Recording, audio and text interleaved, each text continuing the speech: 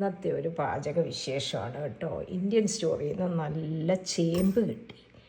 അപ്പോൾ ആ ചേമ്പൊന്ന് പുഴുങ്ങി. അപ്പോൾ ചേമ്പിന് നാളികേര പാലൊക്കെ ഒഴിച്ച് നല്ല ഒന്നാന്തരം ഒരു ഫിഷ് കറി ഉണ്ടാക്കി.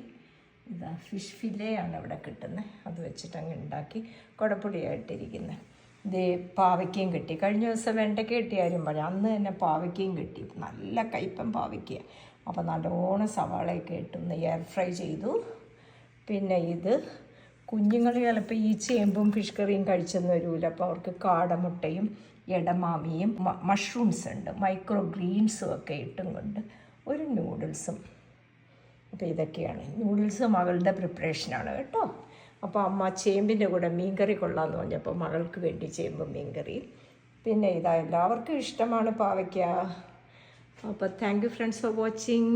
ഇതാണ് ഇന്നത്തെ US കുക്കിംഗ് വിശേഷം. Thank you.